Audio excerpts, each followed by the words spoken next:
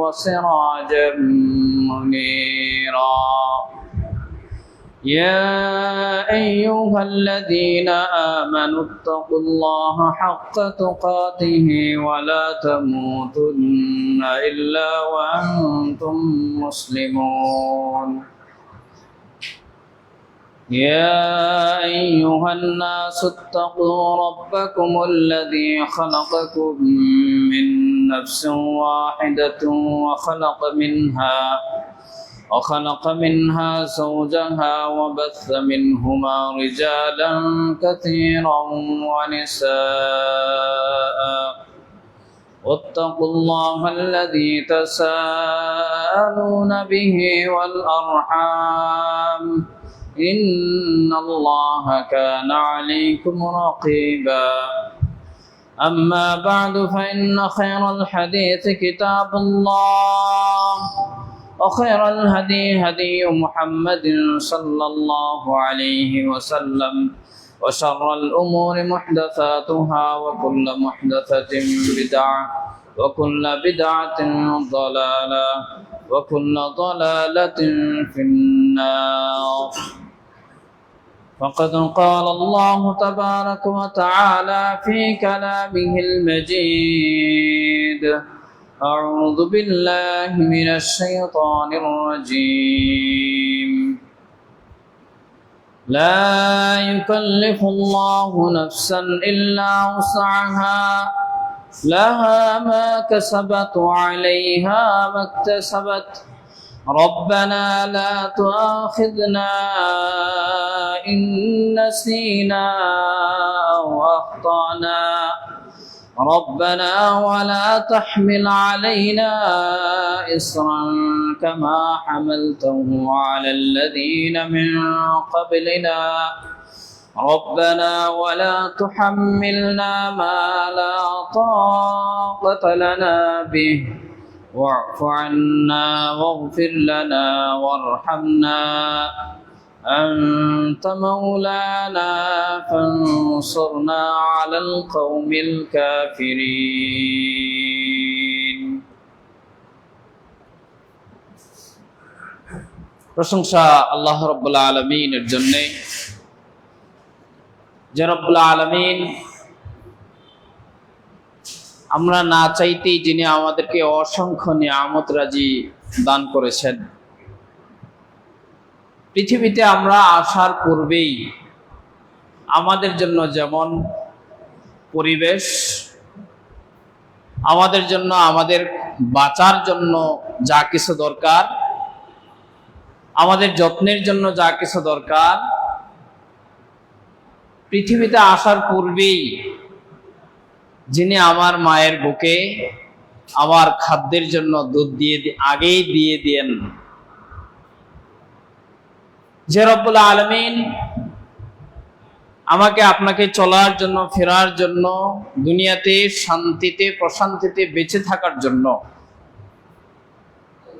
আমার এই 3.5 হাত বডির মাঝেই, 3.5 হাত এই শরীরের মাঝেই রব্বুল আলামিন আমাকে আপনাকে যে অসংখ্য নিয়ামত দিয়েছেন, যে নিয়ামতগুলোর কোন একটি যদি বিকলাঙ্গ হয়ে যায়, কোন একটি যদি অচল হয়ে যায়, আমার কাছে আপনার কাছে মনে হয় আমার জীবনটাই যেন শেষ, পৃথিবীটাই যেন আমার জন্য ধ্বংস, পৃথিবীটাই যেন আমার জন্য অচল, পৃথিবীটাই যেন আমার জন্য আবাসস্থল নয়, এমন একটি পর্যায় মনে হয়। যে রব্বুল আলামিন আমাকে আপনাকে এই নিয়ামত রাজি দিয়েছেন, আমাকে আপনাকে সুস্থ রেখেছেন, এখনো পৃথিবীতে বাঁচিয়ে রেখেছেন, আমরা সকলে তার জন্য শুকরিয়া আদায় করি। সকলে বলি আলহামদুলিল্লাহ। দরুদ সালাম বর্ষিত হোক মুহাম্মদুর রাসূলুল্লাহ সাল্লাল্লাহু আলাইহি ওয়াসাল্লামের উপর। আমরা যারা মানুষ, আল্লাহ রাব্বুল আলামিন আমাদেরকে সর্বশ্রেষ্ঠ সৃষ্টি হিসাবে তিনি আমাদেরকে পৃথিবীতে পাঠিয়েছেন এবং আমাদেরকে একটি জিহ্বা, দুটি ঠোঁট, একটি হাত, এই এক কথায় একটা সুন্দর একটি অবয়ব দ্বারা তিনি আমাদেরকে সৃষ্টি করেছেন এবং পৃথিবীতে পাঠিয়েছেন। আমরা যদি একটা একটা করে আলোচনা করতে থাকি তাহলে খুতবা শেষ হয়ে যাবে, কিন্তু আলোচনা শেষ হবে না। তন্মধ্যে যদি আমরা এইভাবে একটু চিন্তা করি, এই যে আমরা আল্লাহ রাব্বুল আলামিন বলেন ওয়ালিসান ওয়া শাফাতাইন, আমি মানুষদেরকে একটি জিহ্বা দুইটি ঠোঁট দান করেছি। আল্লাহ রাব্বুল আলামিন আপনাকে আমাকে কথা বলার সুযোগ দিয়েছেন। আমরা কথা বলি, সুন্দর করে কথা বলি, সাবলীল ভাষায় কথা বলি। আমার কথায় কেউ আনন্দিত হয়, আমার কথায় কেউ আমার কাছে আসে, আমার কথায় কেউ বন্ধুত্ব তৈরি হয়, আমার কথায় মানুষের সাথে মানুষের মহব্বত তৈরি হয়। আবার আমার এই একই জিহ্বা ব্যবহার করার মাধ্যমে আমি মানুষকে গালি দেই, আমি মানুষকে কটু কথা বলি, আমি মানুষকে দূরে সরিয়ে দেই, আমি অপমানিত হই, আমি লাঞ্ছিত হই, আমি অবাঞ্ছিত হই। মেশিন কয়টা? বলা হয়ে থাকে আল-লিসানু কাস-সাইফি আও আশাদ্দু মিনহু, জিহ্বাটা হলো তলোয়ার বা তার চাইতেও আরো ধারালো, আরো কঠিন। এই যে জিহ্বা আমাদেরকে আল্লাহ রাব্বুল আলামিন দান করলেন, আমরা যখন যা চাই তাই বলি, যখন যেভাবে যা চাই জিহ্বাটাকে ওইভাবেই নাড়াচাড়া করি। যখন আমার ক বলতে মন চাই ক বলি, খ বলতে মন চাই খ বলি, আলিফ বা তা সা, ইংলিশ, উর্দু, ফার্সি, যত ধরনের ভাষা আছে আমি বলি। আবার এই জিহ্বা দ্বারা মানুষকে আমি কষ্টও দেই। যদি জিহ্বাটা 1 মিনিটের জন্য শক্ত হয়ে যায়, এই জিহ্বাটা যদি 1 মিনিটের জন্য শক্ত হয়ে যায়, পৃথিবীকে আমার জন্য আর সুন্দর থাকবে?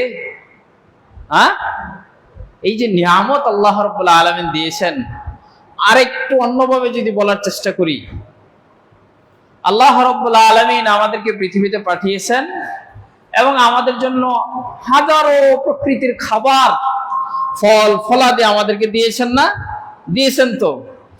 আম, জাম, কাঁঠাল, লিচু, আপেল, তারপরে গরু, ছাগল, এই যে যত প্রকারের খাবার আমাদেরকে দিয়েছেন, যদি এমনটি মনে হয় যে আমি আম খাচ্ছি কিন্তু মজা পাচ্ছি জাম, অথবা জাম খাচ্ছি কিন্তু মজা পাচ্ছি আম, খাচ্ছি চিনি মনে হচ্ছে লবণ, খাচ্ছি লবণ মনে হচ্ছে চিনি, যদি এমনটি মনে হয় তাহলে পৃথিবী আমার উল্টো পাল্টা হয়ে যাবে না? আমি যখন যা খাচ্ছি আমার সাথে সাথে আমাকে মেসেজ দিচ্ছে যে আমি এখন এইটাই খাচ্ছি। কাঁঠাল খাওয়ার সময় তো আম মনে হয় না, মনে হয়? আমের সময় কি কাঁঠাল মনে হয়? চিনি কি লবণের মতো মনে হয়? লবণ কি চিনির মতো মনে হয়? আমার জন্য খাবারের আইটেম কত অসংখ্য। ওই যে বিভিন্ন ধরনের বুফে আছে না, 300 আইটেম, 200 আইটেম, 400 আইটেম আছে না? সব আইটেমই যদি আপনার কাছে একই রকম মনে হয়, তখন কি ওই বুফের কোনো মূল্য থাকবে? আপনার কাছে আমার কাছে আল্লাহ রাব্বুল আলামিনের পক্ষ থেকে পাঠানো আইটেম হাজারো। পরীক্ষা করার মেশিন কয়টা? একটা। আপনি একই সাথে যদি দুইটা জিনিসও খান, পার্থক্য করতে পারবেন না। কিন্তু যদি এই পার্থক্য করার ক্ষমতা যদি আল্লাহ রাব্বুল আলামিন কিছুক্ষণের জন্য তুলে নেন, তাহলে ওই 400, 500, 5000 আইটেম থাকলে কোনো মূল্য আছে? হ্যাঁ, তাহলে আল্লাহ রাব্বুল আলামিন আপনাকে আমাকে আমার এই 3.5 হাত শরীরের এই যে বডি, এর ভিতরে যে অসংখ্য নিয়ামত দিয়েছেন, এইগুলোর শুকরিয়া আদায় করা শেষ করে যাবে? আবার তো ওই জিহ্বা দ্বারাই তো আমি মানুষকে কষ্ট দেই, তাই না? ওই জিহ্বা দ্বারাই তো মানুষকে গালি দেই, তাই না? হ্যাঁ, রিকশাওয়ালা ভাই দুর্বল মানুষ 10 টাকা বেশি চেয়েছে, একেবারে দিয়ে দিয়েছেন, একটা হাতও দিয়েছেন, আবার কি দিয়েছেন? জিহ্বাও দিয়েছেন একই সাথে। ওই মুহূর্তে যদি আল্লাহ রাব্বুল আলামিন আপনার এই দুইটার একটা যদি অচল করে দেন, থাকবে? রক্ত গরম থাকবে? আমরা আবার আল্লাহ রাব্বুল আলামিনের শুকরিয়া আদায় করি যিনি আমাদেরকে এই ধরনের অসংখ্য নিয়ামত তিনি আমাদেরকে দিয়েছেন। আমরা আবারও বলি আলহামদুলিল্লাহ।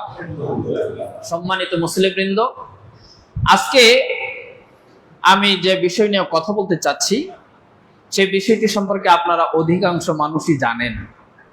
আমি শুধু আপনাদেরকে একটু স্মরণ করিয়ে দিব, আমি শুধু আপনাদেরকে একটু আপনাদের চিন্তায় একটু জায়গা করে দিতে চাই যে এগুলো আমরা করি কিন্তু অনেক সময় চিন্তা করি না।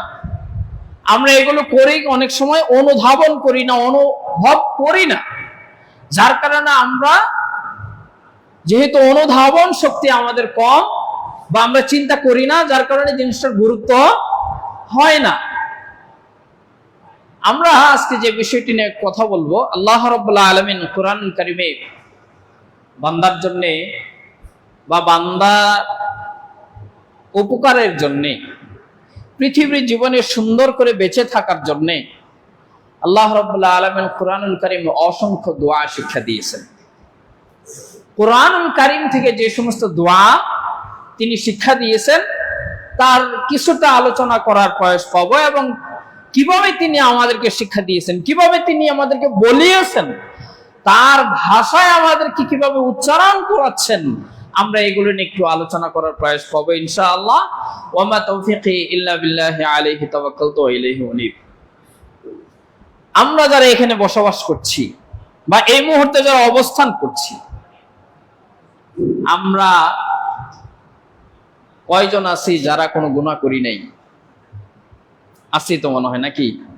হ্যাঁ, ওই যে কিছুদিন আগে দেখলাম টাঙ্গাইলের একজন ভদ্রলোক, আপনারা নাম বললেই চিনবেন, তিনি মাহফিলে বক্তব্য দিতে যেয়ে বলছেন, আপনারা যখন আল্লাহর কাছে ক্ষমা চান তখন আমি লজ্জা বোধ করি। কেন? কারণ আমার জানা মতে আমি কোনো গুনাহ করি নাই। আমি যখন তো গুনাহই করি নাই, তাহলে আমি ক্ষমা চাইব কি কারণে? অথচ পরবর্তীতে দেখা গেছে উনি মানে এলাকার পর এলাকা মানুষের জমি দখল করে খেয়ে গেছে। উনি কি করেন নাই? গুনাহই করেন নাই, তো উনি ক্ষমা চাইবে? কত তো সুন্দর। আমরা এমন কয়েকজন মানুষ পৃথিবীতে বসবাস করছি যারা মনে প্রাণে প্রশান্তিতে বসবাস করছি। আমরা কতজন মানুষ রয়েছে যাদের মনে প্রাণে, যাদের জীবনে পেরেশানি নাই। আমরা কতজন মানুষ রয়েছে যারা সব দিক থেকে একেবারে আল্লাহ রাব্বুল আলামিনের সবচেয়ে প্রিয় ভাজন। বলতে পারবো সাহস আছে? এই সৎ সাহস কি আমাদের আছে? নাই। তার মানে আমরা কখনো অশান্তিতে, কখনো অধিক গুনাহ, কখনো খারাপ, অন্যায়, অশ্লীল, অহেতুক, অপ্রয়োজনীয় এই সমস্ত কাজে জর্জরিত। কখনো বা আমার এই জিহ্বা, কখনো বা আমার এই হাত, কখনো বা আমার এই দিমাগ, আমার এই মস্তিষ্ক দ্বারা আমি মানুষকে অত্যাচার করে বেড়াচ্ছি। মানে এক কথাই যদি আমরা বলতে যাই, তাহলে আমরা পৃথিবীতে একদিনে আপনি যদি চিন্তা করেন ঘুমের আগে যে আজকে আমার দ্বারা কতগুলো খারাপ কাজ হলো, আজকে আমার দ্বারা কতগুলো ভালো কাজ হয়েছে, একটু হিসাব করবেন। হিসাব করলে বের হয়ে যাবে আজকে আমার দ্বারা কতগুলো মানুষকে কষ্ট দেওয়া হয়েছে, আমি কতগুলো মানুষের এই অধিকারকে হরণ করেছি, আমি কতগুলো মানুষের সাথে খারাপ কাজ করেছি, আমি কতগুলো মানুষকে গালি দিয়েছি, আমি এমনিতে অহেতুক কতগুলো মানুষের সাথে রাগ ব্যবহার করেছি, আমার মুখকে, আমার জিহ্বাকে অন্যায়ভাবে ব্যবহার করেছি। বের হয়ে আসবে। সাথে সাথে তুলনা করবেন আজকে আমার দ্বারা কয়েকটা সালাত সঠিক সময়ে পালন হয়েছে, আমি কতগুলো মানুষের সাথে সুন্দর করে কথা বলতে পেরেছি, আজকে আমি কি রব্বুল আলামিনের পাঠানো কালামে পাক কোরআনুল কারীম কি একটু তেলাওয়াত করতে পেরেছি, সৌভাগ্য কি আমার হয়েছে? একটু হিসাব করলে বোঝা যাবে দিন শেষে আমাদের জীবনের অন্যায়, অশ্লীল, পাপাচারের পাল্লাটাই অধিক পরিমাণে ভারী। আমরা সকলেই বুঝি এবং এটাও বুঝি যে এটা উচিত না, কিন্তু ঘুম থেকে ওঠার পরে আবার শুরুই হয় কি দ্বারা? অবাধ্যতা দ্বারা। শুরু হয় কি দ্বারা? অবাধ্যতা দ্বারা। সেটা কি? আমরা তো ঘুম থেকে উঠি সকাল 8টায়, ফজর তো চলে গেছে সকাল 5টায়, ভোর 5টায়। তাহলে আমার শুরুটা হলো কি দ্বারা? অবাধ্যতা দ্বারা। শুরুটাই হলো আল্লাহ রাব্বুল আলামিনের অবাধ্যতা দ্বারা। এরপরে যা হবে তো হলোই। আমরা সকলেই অন্যায়, অশ্লীল, অবিচার, বেবিচার, খারাপ কাজে নিমজ্জিত। সেই তুলনায় আমরা নিজেরা ভালো কাজে তেমন একটা জড়িত নই। তার মানে আমরা আল্লাহ রাব্বুল আলামিনের প্রতি পরিপূর্ণ বিশ্বাস স্থাপন করছি না। যদি পরিপূর্ণ বিশ্বাস স্থাপন হতো, পরিপূর্ণ ঈমান যদি আমি নিয়ে আসতে পারতাম, পরিপূর্ণরূপে ঈমানদার যদি আমি হতে পারতাম, তাহলে আমার দ্বারা যেগুলো হওয়ার নয় ওগুলো কি হইতো না। আরেকটা আশ্চর্যের বিষয় হলো, আমরা অন্যায় করি, অশ্লীলতায় নিমজ্জিত থাকি, খারাপ কাজ করি, অশান্তিতে থাকি, আমাদের চাহিদার সীমা নেই, অনেক কিছু আমাদের ঘাটতি, কিন্তু আমরা রব্বুল আলামিনের পানে ফিরেও যাই না, আবার আমরা হাতও তুলি না। মানে আমরা কি করি না? দোয়া করি না। আমাদের পার্শ্ববর্তী যে ভাইয়েরা আছেন, মাযহাবী ভাইয়েরা আছেন, তারা নিয়মিত এই 5 ওয়াক্ত সালাতের পরে জামাতবদ্ধভাবে সালাতের পরে দোয়া করে থাকেন। এইটি আমরা বিদআত বলে থাকি এবং রাসূলুল্লাহ সাল্লাল্লাহু আলাইহি ওয়াসাল্লাম থেকে, সাহাবীদের থেকে, কোন সালফে সালেহিন থেকে এটা প্রমাণিত নয় বলে আমরা এটা ছেড়ে দিয়েছি। এটা খুব ভালো। কিন্তু সাথে সাথে যেটা ছেড়ে দিয়েছি, আমি যদি আজকে এইখানে যারা উপস্থিত আমরা রয়েছি যদি জিজ্ঞাসা করি, এই মাসের মধ্যে আপনি কতবার আল্লাহর জন্য, আল্লাহর পানে আপনি আপনার এই দুটি হাতকে আল্লাহর জন্য উৎসর্গ করেছেন বা হাত তুলেছেন, কতজন বলতে পারবেন? কতজন বলতে পারবেন? নাই। আমরা বিদআতকে ছেড়ে দিয়েছি, এটা খুব ভালো, কিন্তু সাথে সাথে আমরা আল্লাহর কাছে চাইতে হবে, আল্লাহর কাছে হাত তুলতে হবে, আল্লাহর কাছে হাত তুলে আল্লাহর কাছে আত্মসমর্পণ করতে হবে, আমাকে কায়মানুবাক্যে আল্লাহর কাছে চাইতে হবে। এটাও আমরা কি করে ফেলেছি? ভুলে গেছি, ছেড়ে দিয়েছি। আমরা যারা সালাত আদায় করি, যারা 5 ওয়াক্ত সালাত আদায়ের চেষ্টা করি, কোন রকম সালাতটা আদায় করি, হয়তো সুন্নত পড়লে পড়ি, না হলে বের হয়ে যায়।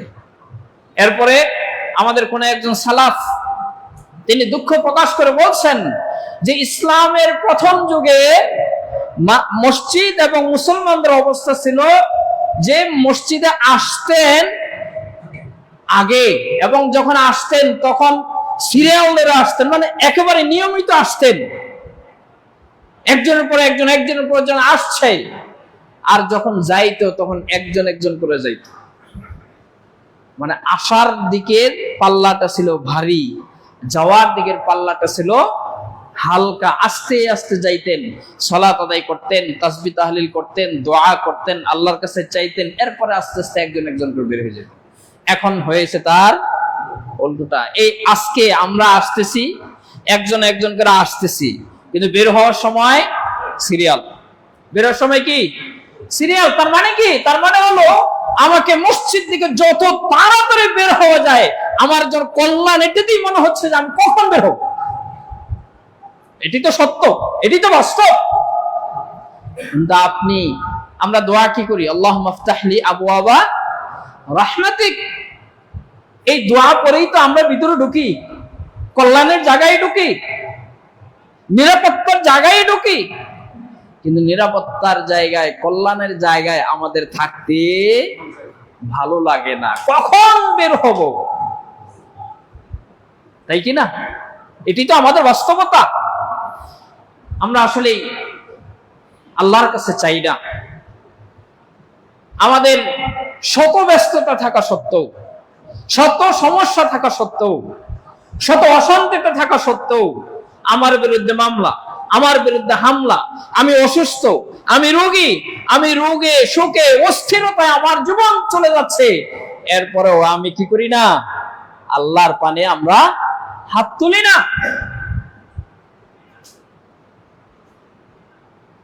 আল্লাহ রাব্বুল আলামিন মানুষের কল্যাণের জন্য, মানুষের প্রয়োজনে কোরআনুল কারীমকে নাযিল করেছেন।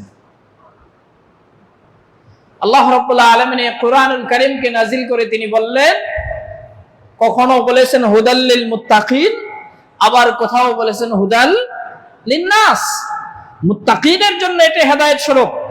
আবার কোথাও বলেছেন না শুধু মুত্তাকি নয়, সারা পৃথিবীতে যত মানুষ আসবে, সারা পৃথিবীতে যত মানুষ কিয়ামত অবধি আসবে, সকল মানুষের জন্য এই কোরআন হলো হেদায়েত স্বরূপ, এই কোরআন হলো পথ প্রদর্শক, এই কোরআন হলো সংবিধান।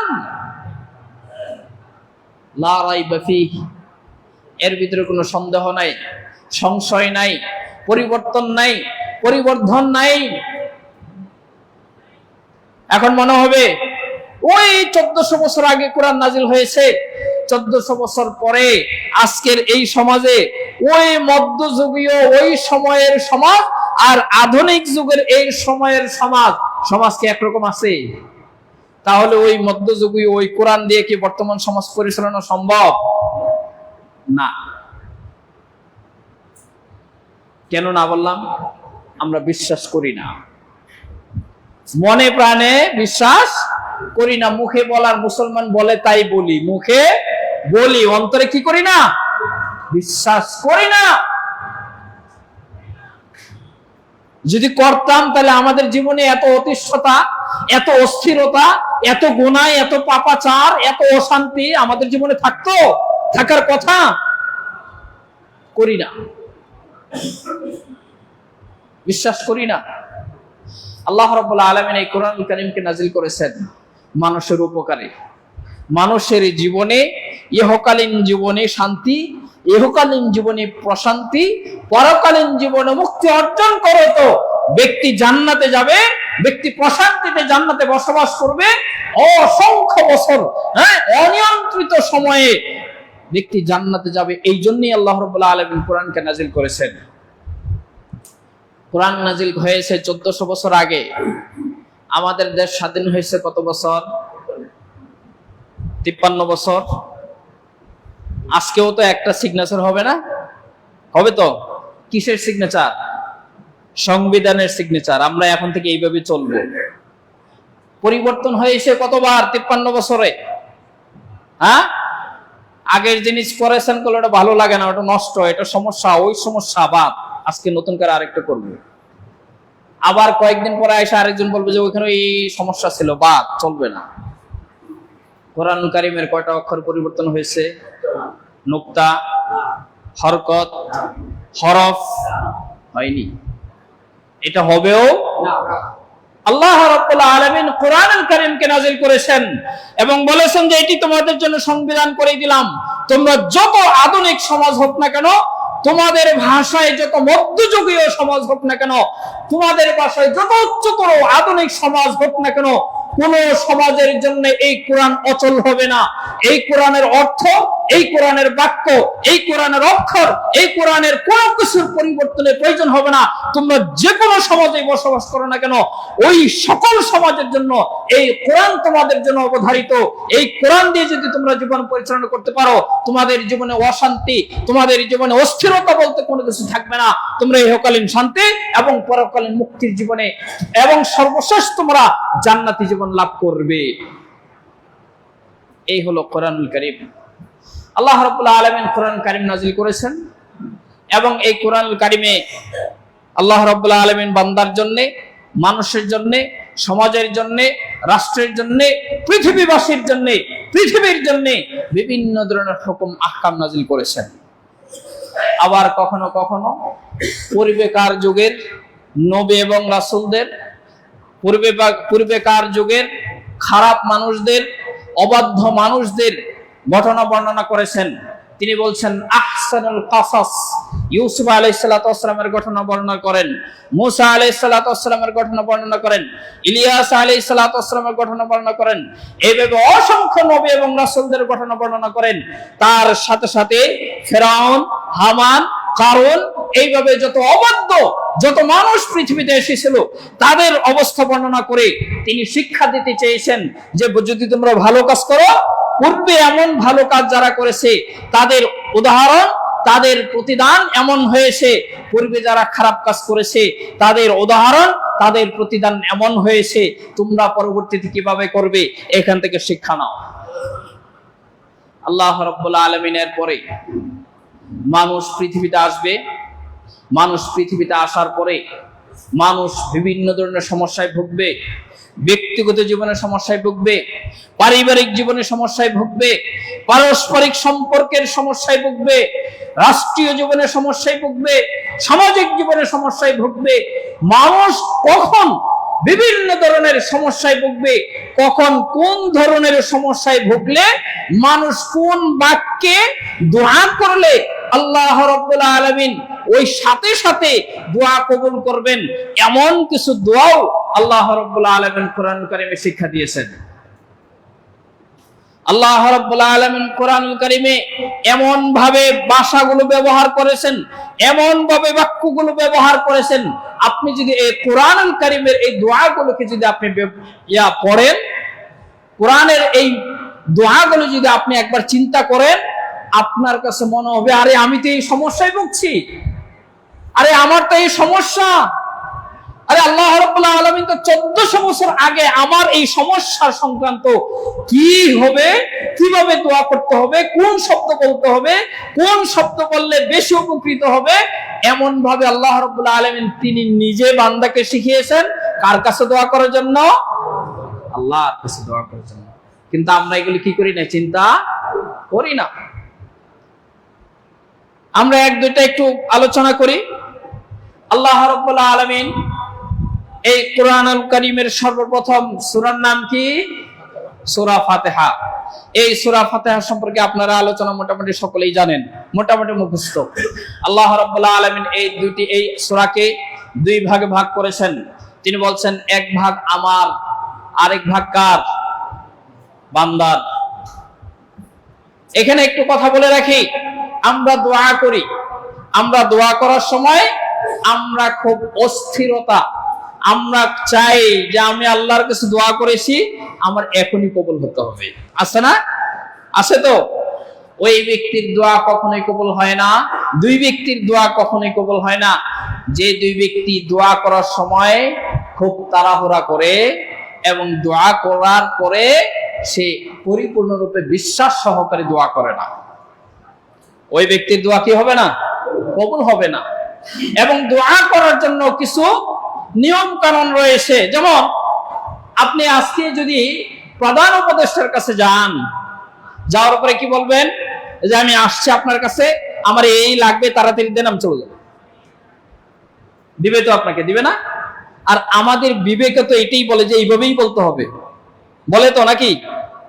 আমাদের বিবেক কি বলে? না। আমরা যাই সর্বোচ্চ সতর্কতা, সর্বোচ্চ হৃদ্যতাপূর্ণ আচরণ বজায় রেখে, আমার সুন্দর সাবলীল কাপড় ব্যবহার করে আমি আমার সর্বোচ্চটুকু দিয়ে তার কাছে যাই, যে একটু কাছুমুচু হয়ে একেবারে বিনয় নম্রতার সাথে আমি তার কাছে বসি, তার আগে একটা আবেদন লিখে নিয়ে যাই, এরপর ওনার কাছে বলি, উনি আবেদনটা পড়েন। মনোযোগ দিয়ে পড়ার সময় আমরা কোনো কথা বলি না, আবেদনটা পড়ুক। সর্বোচ্চ নম্রতা ভদ্রতার সাথে তার কাছে আমার আর্জিটা পেশ করি। প্রধান উপদেষ্টা কে? মানুষ নাকি? হাজারো লক্ষ কোটি প্রধান উপদেষ্টার যিনি মালিক, তার কাছে যখন আমি চাই আমার আচরণটা কেমন? আল্লাহুম্মা আমিন, আলহামদুলিল্লাহ রাব্বিল আলামিন, একটু পরে বিরহমাতিকা রাহমানুল্লাহ। তার মানে দিলে দাও, না দিলে দাও, আমি গেলাম। আমাদের আচরণটা কেমন নয়? এমন নয়। অথচ যখন দোয়া করবে মানুষ, আল্লাহর কাছে যখন চাইবে, আল্লাহ রাব্বুল আলামিনের শান, আল্লাহ রাব্বুল আলামিনের মান, আল্লাহ রাব্বুল আলামিনের উলুহিয়ত, তার বরত্ব, তার মহত্ব বুঝে ওইভাবেই তো দোয়া করা উচিত নাকি? আমরা কি করি? করি না।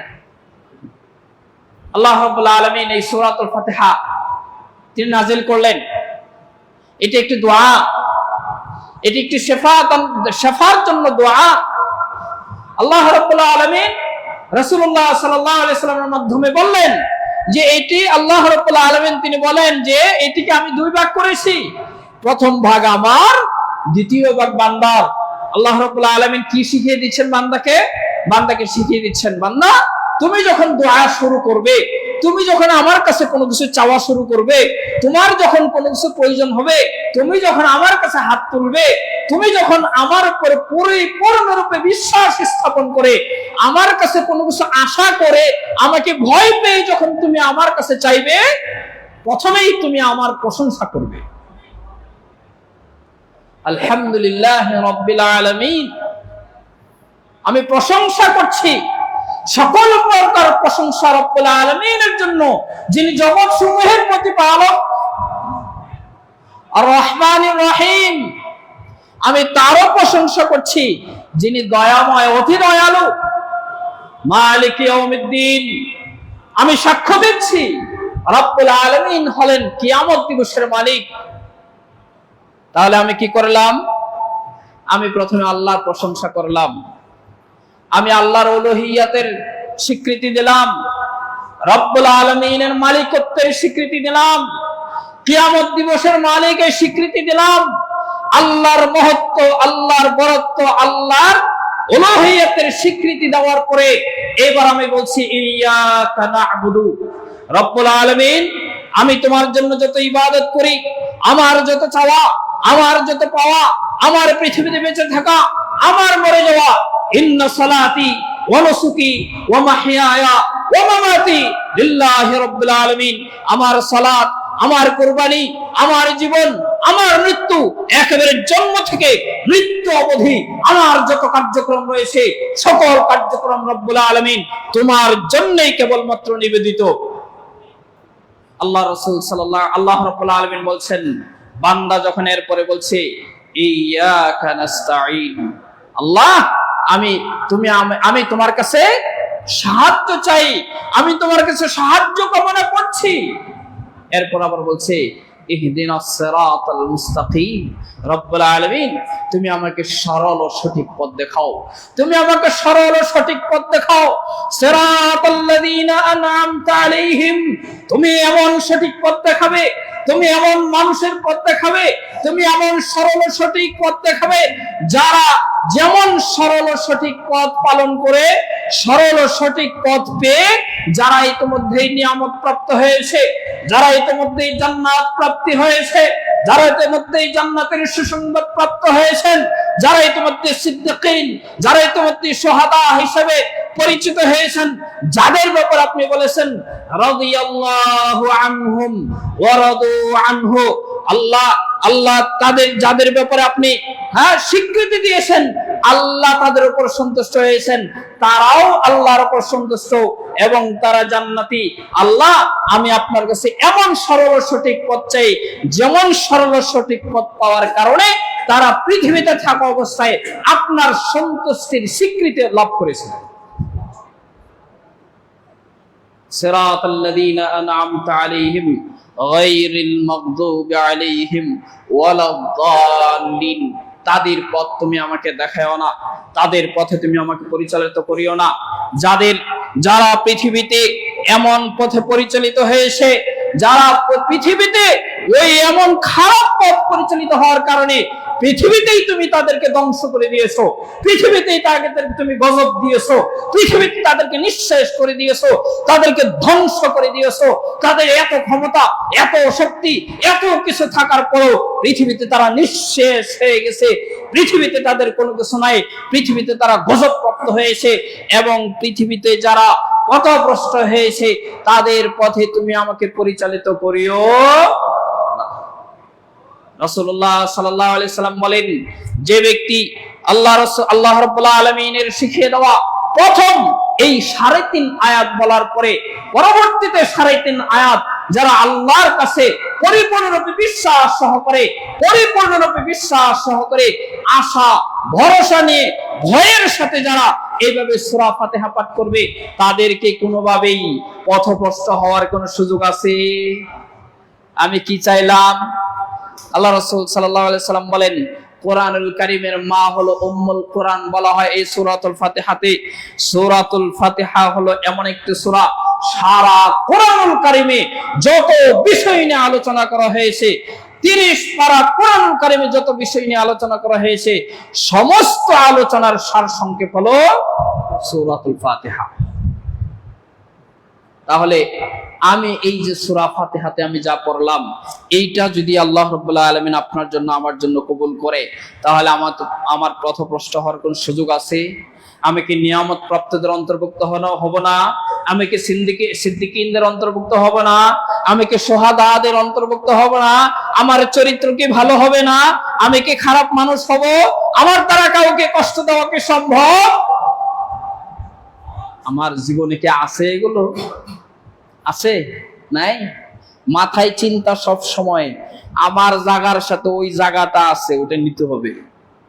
ন্যায়ভাবে হোক অথবা অন্যায়ভাবে হোক, নেওয়া লাগবে। সূরা ফাতিহা কবুল হবে? হ্যাঁ? আল্লাহ রাব্বুল আলামিন এরপরে তিনি বলেন, বান্দা তোমাকে আমি পৃথিবীতে পাঠিয়েছি, তুমি এই পৃথিবীতে দুটি জগতের কাজ করবে। বান্দা যখন পৃথিবীতে বসবাস করে, এটা মনে রাখতে হবে, বান্দা যখন পৃথিবীতে বসবাস করে তখন বান্দা দুটি জগতের কাজ করে। কয়টি জগৎ? দুইটি জগতের কাজ করে। এক হলো ইহ জগতের কাজও বান্দা করবে, আবার পর জগতের কাজও কোথায় করবে? এই জগতেই তো করবে। আমার ইহ জগৎ পরিচালনার জন্য, আমার ইহ জগৎ সুন্দরভাবে পরিচালনা করার জন্য, যেমন ভাবে আমি লেখাপড়া করি, যেমন ভাবে আমি চাকরি করি, আমি ব্যবসা করি, আমার জীবন পরিচালনার জন্য, আমার সাংসারিক জীবন সুন্দরভাবে পরিচালনার জন্য আমি যেমন ইনকামের জন্য ইহকালীন জীবন ব্যবহার করব, সাথে সাথে আমার পরকালীন জীবন সুন্দর, সুখময়, প্রশান্তিদায়ক এবং সর্বোপরি জান্নাত লাভের জন্য আমার আবার ইহকালীন জীবনকেই কি করতে হবে? ব্যবহার করতে হবে। বিষয়টিকে এমন যে ইহকালীন জীবন পরিচালনার জন্য যেমন আমি এই জগতে আমি একটা ভালো চাকরি করলে আমার সুন্দর জীবন পরিচালনা হয়, আমার ভালো ইনকাম থাকলে আমার সুন্দর জীবন পরিচালনা হয়, আমার ভালো একটি ব্যবসা থাকলে আমার সুন্দর জীবন পরিচালনা হয়। আমি ইহকালীন জীবনে ভালো কাজ করলাম, আমি ইহকালীন জীবনে ভালো ইনকাম করলাম, আমি ইহকালীন জীবনে ভালো থাকলাম। আবার পরকালীন জীবনে যাব, পরকালীন জীবনে ভালো কাজ করব, পরকালীন জীবনে আল্লাহর কথা শুনবো, পরকালীন জীবনে কোনো খারাপ কাজ করব না, পরকালীন জীবনে ভালো থাকবে। বিষয়টি কি এমন না? এই জীবনে যাহা করিব পরকালীন জীবনে কি আমি তাহাই পাবো। এই জন্য মানুষ যখন পৃথিবীতে বসবাস করে তখন তার দুটি জীবনের জন্য কাজ করতে হয়। একটা হলো তার এই বর্তমান জীবনের জন্য, আর একটা হলো তার ভবিষ্যৎ জীবনের জন্য। মা কদ্দামাত লিগাদ, আল্লাহ রাব্বুল আলামিন জিজ্ঞাসা করেন, বান্দা আগামী দিনের জন্য তুমি কি প্রেরণ করেছো? আগামী দিনের জন্য তুমি কি রেখে গেছো? বান্দা যাতে শুধুমাত্র ইহকালীন জীবনেই কল্যাণের উপরে না থাকে, আবার বান্দা যাতে পরকালীন জীবনের জন্য কল্যাণের উপর থেকে ইহকালীন জীবনে তার ধ্বংস হয়ে যায়, এমনটি যেন না হয়। এই জন্য আল্লাহ রাব্বুল আলামিন বান্দাকে শিখিয়ে দিয়েছেন, বান্দা আমি তোমাকে শিক্ষা দিচ্ছি, আমি তোমাকে বলে দিচ্ছি, আমার ভাষায় আমার কথায় তুমি আমার কাছে চাও, আমি যেভাবে বলছি ওইভাবেই চাও। আল্লাহ রাব্বুল আলামিন শিখিয়ে দিচ্ছেন, বান্দা তুমি বলো, রব্বানা আতিনা ফিদ দুনিয়া হাসানাতাও ওয়া ফিল আখিরাতি হাসানাতাও ওয়া কিনা আযাবান নার।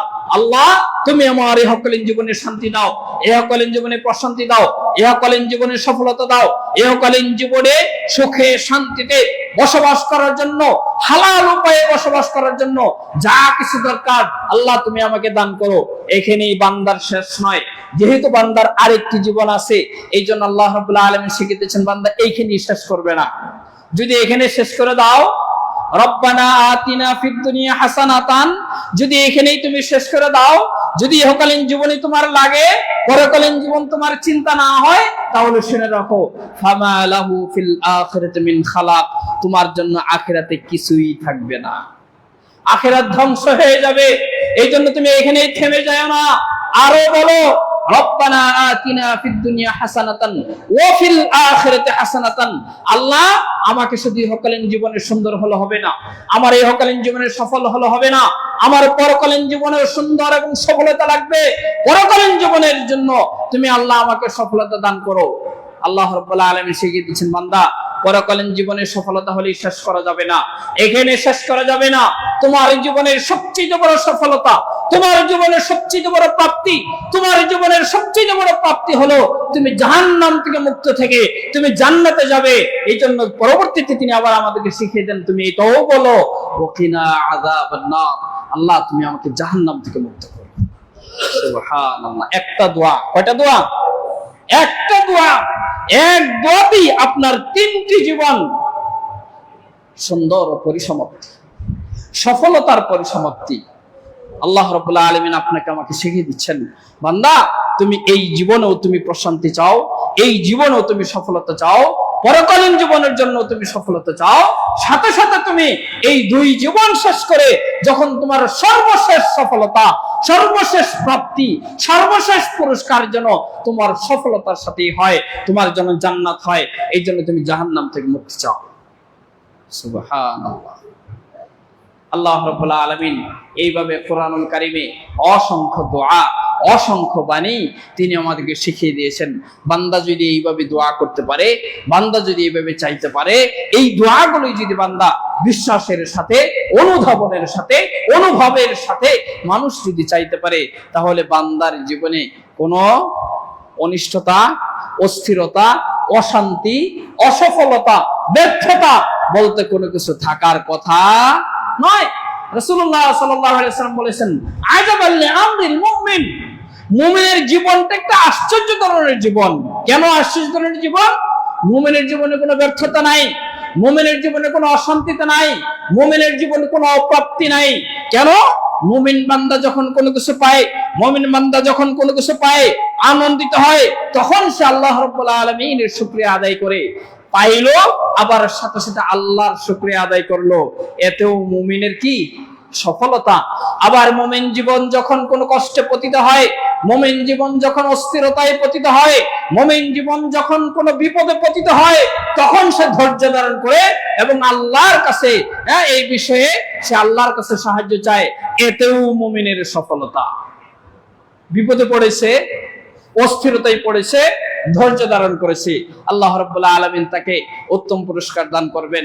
আবার এটার জন্য কার কাছে চেয়েছে? যিনি বিপদ দিয়েছেন তার কাছেই চেয়েছে। তাহলে মুমিন জীবনের কোনো অস্থিরতা, অপ্রাপ্তি, অসফলতা, ব্যর্থতা কি থাকতে পারে? নেই। এই জন্য রাসূলুল্লাহ সাল্লাল্লাহু আলাইহি ওয়াসাল্লাম বলেছেন, মুমিন জীবন একটা আশ্চর্য ধরনের জীবন। এই জীবনের কোনো ব্যর্থতা নাই, অশান্তি নাই, এই জীবনের শুধু সফলতা আর সফলতা। আল্লাহ রাব্বুল আলামিন সূরা বাকারার শেষের দিকে তিনি শিখিয়ে দিচ্ছেন, আমরা অনেক সময় এরকম করি না যে একটা লোক প্যারালাইসিস হয়ে গেছে, অনেক দিন ধরে বিছানায়, আমরা কি বলি যখন দেখতে যাই, আরে ধরে নেন আমার বন্ধুই, আমরা একসাথে চলাফেরা করেছি, হঠাৎ সে অসুস্থ, এমন অসুস্থ যে সে বিছানায় খায়, বিছানায় পড়ে, বিছানায় পায়খানা করে, তাকে পরিষ্কার করার মতো মানুষ অনেক সময় কি থাকে না। তখন আমরা কি বলি? এমন জীবন যেন আমার না হয়, বলি না? আল্লাহ রাব্বুল আলামিন এটা আমাকে শিখিয়ে দিচ্ছেন যে বান্দা, রব্বানা ওয়ালা তাহমিল আলাইনা ইসরান কামা হামালতাহু আলাল্লাযিনা মিন ক্বাবলিনা। আল্লাহ রাব্বুল আলামিন বান্দাকে শিখিয়ে দিচ্ছেন, বান্দা তুমি দোয়া করো, রব্বানা ওয়ালা তাহমিল আলাইনা ইসরান কামা হামালতাহু আলাল্লাযিনা মিন ক্বাবলিনা। আমার পূর্বে, আমাদের পূর্বে যত মানুষ চলে গিয়েছে, যত মানুষ চলে গিয়েছে, যাদের জীবনে সুখ, যাদের জীবনে রোগ, অস্থিরতা, বিপদ দিয়ে যাদের জীবন ভরপুর ছিল, আল্লাহ এমন জীবন তুমি আমাকে দিও না। এরপর আবার বলছেন, রব্বানা ওয়ালা তুহাম্মিলনা মা লা তাকাতা লানা বিহি। আল্লাহ তুমি আমাকে এমন জীবন দিও না, তুমি আমাকে এমন রোগ দিও না, এমন সুখ দিও না, এমন বিপদ দিও না যেটি আমার পক্ষে রক্ষা করা সম্ভব নয়, যেটা আমার পক্ষে আলিঙ্গন করা সম্ভব নয়। ধরে নেন আপনাকে এমন এক রোগ দিয়েছে, যে রোগের কারণে চিকিৎসা করতে যেয়ে আপনি স্বাভাবিক জীবন থেকে মানুষের কাছে হাত পাততে হচ্ছে। এটি কি লানতি জীবন নয়? কষ্টের জীবন নয়? এটিকে আমি বহন করতে পারবো? আল্লাহ রাব্বুল আলামিন আমাকে আগেই শিখিয়ে দিয়েছেন, যে জিনিস তুমি বহন করতে পারবে না, যে জিনিস তুমি রক্ষা করতে পারবে না, যে জিনিস দিলে তোমার এই ইহকালীন জীবন এবং পরকালীন জীবন তোমার অস্থির হয়ে উঠবে, বিপদ সম্পন্ন হয়ে উঠবে, বিপদ সংকুল হবে তোমার জীবন, ধ্বংস হয়ে যাবে তোমার স্বাভাবিক জীবন, এমন জিনিস চাওয়া থেকে, এমন জিনিস তোমার উপর আপতিত হওয়া থেকে তুমি আগেই আল্লাহর কাছে দোয়া করো। আল্লাহ রাব্বুল আলামিন তার ভাষায় আমার মনের কষ্টগুলো তিনি শিখিয়ে দিয়েছেন। আমাদের কাজ হলো এখন শুধু বলা, আমাদের কাজকে এখন শুধু বলা। আল্লাহ রাব্বুল আলামিন এইভাবে অসংখ্য দোয়া তিনি শিক্ষা দিয়েছেন। আল্লাহ রাব্বুল আলামিন দোয়া করি আমরা যেন কমপক্ষে এই কোরআন তেলাওয়াত করি এবং এই দোয়াগুলো বিশ্বাসের সাথে, আশা নিয়ে, ভয়ের সাথে যেন আমরা এই দোয়াগুলো করতে পারি। সম্মানিত উপস্থিতি, কোরআন বুঝুন, কোরআন পড়ুন, কোরআন অনুভব করুন। আপনার আমার ঘরে সারাদিনই কি একবার কোরআন তেলাওয়াত হয়? কোরআন কি বোঝা হয়? কোরআন নিয়ে কি কথা হয়? আমি আমার স্ত্রীর সাথে কোরআন নিয়ে কি কোনো কথা বলি? আমি আমার সন্তানকে কোরআন কি শেখানোর চেষ্টা করি? আমি আমার জীবনের সাথে কোরআনকে মিলানোর চেষ্টা কি কখনো করেছি? চিন্তা কি কখনো করেছি? আমি পৃথিবী থেকে চলে যাব, যে কোনো সময় পৃথিবী থেকে চলে যাব, এই যে মেম্বারে দাঁড়িয়েছি, মেম্বার থেকে নামতে পারবো এমন কোনো গ্যারান্টি নেই। তাহলে আমার জীবনের এত অস্থিরতা কি নিয়ে? এই জন্য সর্বশেষ অনুরোধ, কোরআন পড়ুন, কোরআন বুঝুন, অবশ্যই কোরআন পড়ুন, প্রতিদিন পড়ুন, পড়তেই হবে। যতদিন আপনি এবং আমি কোরআনের সাথে, ততদিন আপনি আমি বরকতের সাথে। যতদিন কোরআনের সাথে ততদিন বরকতের সাথে, যতদিন কোরআনের সাথে ততদিন সফলতার সাথে। কোরআন যত দূরে, সফলতা তত দূরে। কোরআন যত দূরে, ব্যর্থতা তত কাছে। কোরআন যত দূরে, আমার জীবনের ধ্বংস, আমার জীবনের ব্যর্থতা তত কাছাকাছি, তত কাছাকাছি। কোরআন যত কাছাকাছি, সফলতা তত কাছাকাছি। কোরআন যত কাছাকাছি, ব্যর্থতা তত দূরত্ব, ব্যর্থতার দূরত্ব তত বেশি। কোরআনের মহব্বত যত বেশি। আল্লাহ রাব্বুল আলামিন আমাদেরকে তৌফিক দান করুন, আমাদেরকে অনুধাবন করার চেষ্টা করুন, তৌফিক দান করুন। আমরা যেন এগুলো অনুধাবন করে কোরআন থেকে শিক্ষা নিয়ে আমার যত ব্যর্থতা, আমার যত গ্লানি, আমার যত কষ্ট, আমার যত অশান্তি, এই সমস্ত কিছু যেন রব্বুল আলামিনের পানে আমি দিতে পারি, তার কাছেই চাইতে পারি। আল্লাহ রাব্বুল আলামিন আমাদের সেই তৌফিক দান করুন। ওয়া আখিরু দাওয়ানা আলহামদুলিল্লাহি রাব্বিল আলামিন।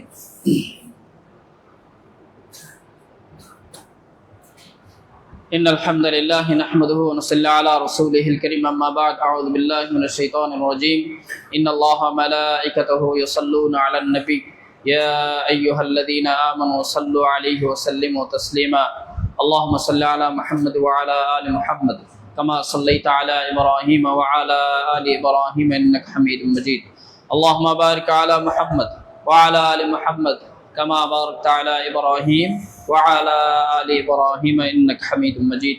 সম্মানিত মুসলিমবৃন্দ, এতক্ষণ আমরা আলোচনা করলাম কোরআনুল কারীম নিয়ে, কোরআনুল কারীমে শিখিয়ে দেওয়া বিভিন্ন দোয়া নিয়ে।